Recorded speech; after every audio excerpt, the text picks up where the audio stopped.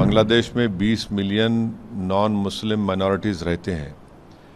तो ये बहुत ज़रूरी है कि बांग्लादेश के जनाब यूनुस साहब इन नॉन माइनॉरिटीज़ की हिफाजत करें। बांग्लादेश की स्टेबिलिटी भारत की सिक्योरिटी के लिए बहुत ज़रूरी है, ख़ास तौर से नॉर्थ ईस्ट के लिए। हम उम्मीद करते हैं कि भारत सरकार भी बांग्लादेश से और भारत सरकार के हमारे देश में ताल्लुक़ात और ख़राब नहीं होंगे बल्कि अच्छे होंगे, क्योंकि बांग्लादेश जो वो बना था सेकुलर बांग्ला नेशनलिज़म के ऊपर। और बांग्लादेश के संविधान में आर्टिकल 41 फ्रीडम ऑफ रिलीजन की बात करता है, 27-28 इक्वालिटी ऑफ लॉ की बात करता है, और उनके संविधान का आर्टिकल 12 सेकुलरिज्म की बात करता है। और ये जो वाक़यात हो रहे हैं जिसमें दीपू चंद्र दास को मारकर आग लगा दी गई, फिर अमृत मुंडाल को जान से मार दिया गया। बांग्लादेश में 20 मिलियन नॉन मुस्लिम माइनॉरिटीज़ रहते हैं। तो ये बहुत ज़रूरी है कि बांग्लादेश के जनाब यूनुस साहब इन नॉन माइनॉरिटीज़ की हिफाजत करें।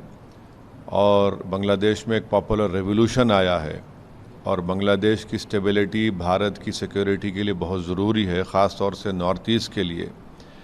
तो जहाँ पर हम दीपू चंद्र दास की हत्या और उसके जलाने की हम पुरज़ोर अल्फाज में उसकी मज़म्मत करते हैं, कंडेम करते हैं, हम उम्मीद करते हैं कि भारत सरकार भी बांग्लादेश से और भारत सरकार के हमारे देश में ताल्लुक़ात और ख़राब नहीं होंगे बल्कि अच्छे होंगे, क्योंकि बांग्लादेश की स्टेबिलिटी भारत के लिए बहुत ज़रूरी है।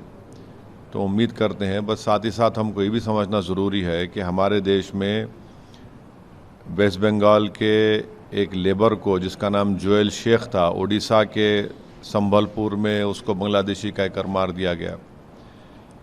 त्रिपुरा के एक MBA स्टूडेंट को, जो ट्राइबल लड़का है एंजल चकमा, उसके चेहरे को देखकर उस पर तंज करके उसको मारा और पीटा गया, उसकी मौत हो गई, जो त्रिपुरा का एक ट्राइबल है।